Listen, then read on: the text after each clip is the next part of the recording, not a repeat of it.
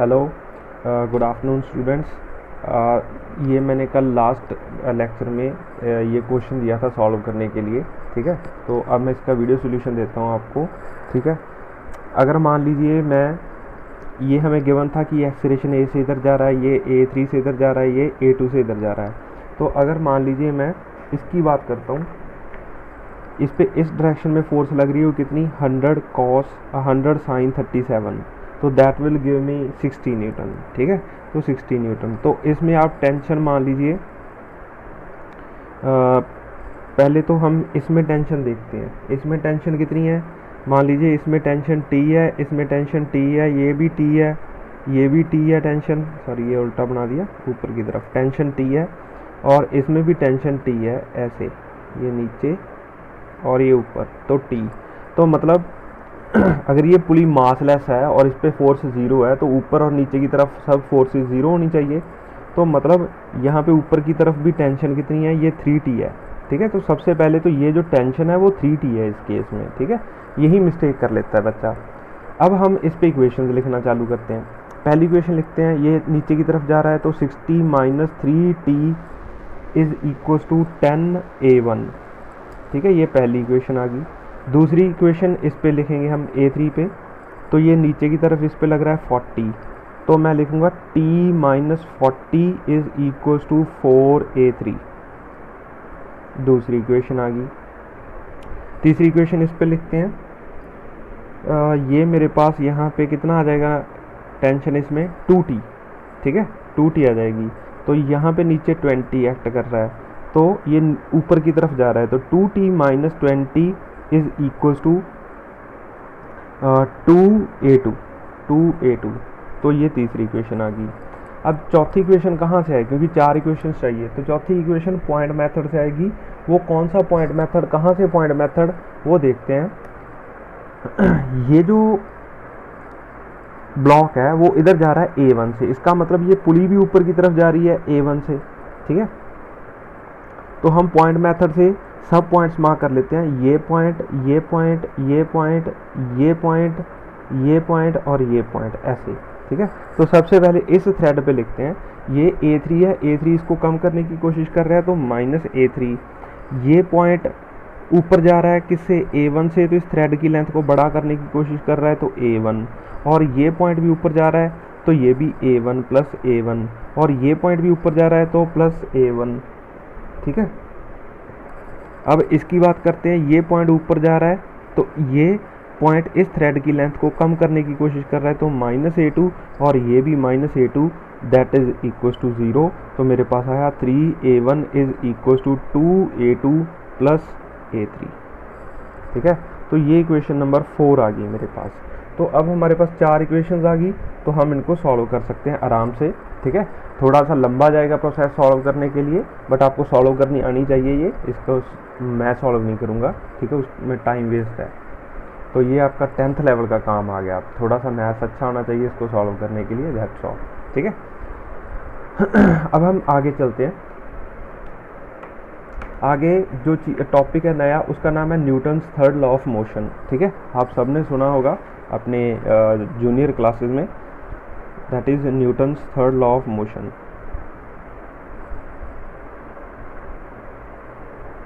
Third law of motion ये है तो सिंपल सा ही, ठीक है। For every action there is equal and opposite direction. Statement तो इतनी सी है, बट समझने के लिए बहुत अच्छी चीज़ है, बहुत बड़ी चीज़ भी है, ठीक है। तो मैं पहले स्टेटमेंट लिख लेता हूँ, for every action there is equal and opposite reaction, ठीक है। तो इसकी बात स्टार्ट होती है कि जब दो बॉडीज हों, ठीक है, ये बिल्कुल एक्शन रिएक्शन पेयर फॉर्म करता है, ठीक है। मतलब it forms action reaction pair. जो आपने एक्शन रिएक्शन पेयर में समझा है वो सारी चीज़ ये है, it forms action reaction pair, ठीक है। तो इसमें जो चीज़ें ज़रूरी हैं वो ये हैं, दैट टू बॉडीज़ होनी चाहिए, ठीक है, to bodies on which force is acting, on which force is acting. दो बॉडीज होनी चाहिए, ठीक है, जरूरी नहीं कि टचिंग होनी चाहिए, ठीक है, नॉट नेसेसरी, या ऐसे लिख लेते हैं touching is not necessary, touching of the bodies, touching not necessary, touching not necessary. जैसे मान लीजिए ये मान लीजिए सन है और ये मान लीजिए अर्थ है, ठीक है, तो ये जो सन है वो अर्थ पे इधर ग्रेविटेशनल फोर्स लगाता है और ये जो अर्थ है वो सन पे इधर ग्रेविटेशनल फोर्स लगाती है, ठीक है। तो ये एक दूसरे को टच नहीं करते, बट जितनी फोर्स सन अर्थ पे लगाता है उतनी ही फोर्स अर्थ सन पे लगाती है, ये एक दूसरे को अट्रैक्ट करने के लिए। तो दो बॉडीज पे लग रही है force, B point forces are equal and opposite, ठीक है। और थर्ड है जो नेचर ऑफ, ये nature of forces must be same, forces must be same. ये एक्शन रिएक्शन पेयर के लिए जरूरी कंडीशन है, एक्शन रिएक्शन पेयर फॉर्म करने के लिए ये जरूरी कंडीशन है कि nature of forces must be same, ठीक है।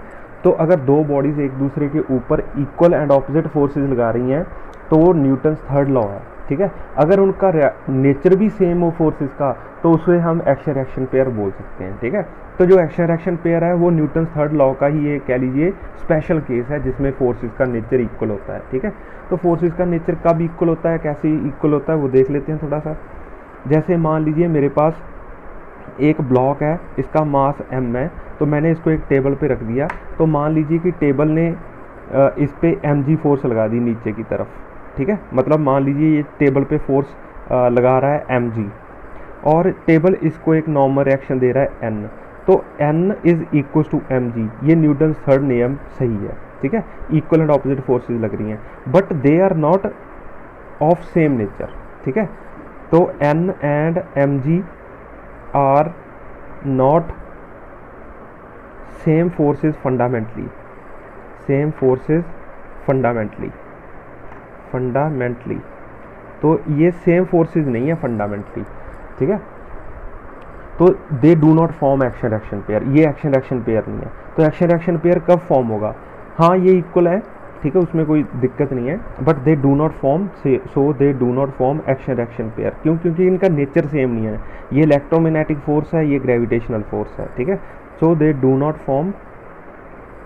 Form action reaction pair, action reaction pair, reaction pair, ठीक है। तो एक्शन रिएक्शन पेयर कब फॉर्म करेगा, अगर मैं mg की बात करूं, ये मास है m और इस पे एक नॉर्मल रिएक्शन लग रहा है, normal reaction on mass due to table, और ये जो टेबल है यहाँ पे हमने टेबल ड्रॉ कर रहा है, इस पे भी ये जो मतलब मास है वो नॉर्मल रिएक्शन एक लगा रहा है नीचे की तरफ, normal reaction on table due to mass, ठीक है। तो ये जो nmt is equal to ntm, ये एक्शन रिएक्शन पेयर है।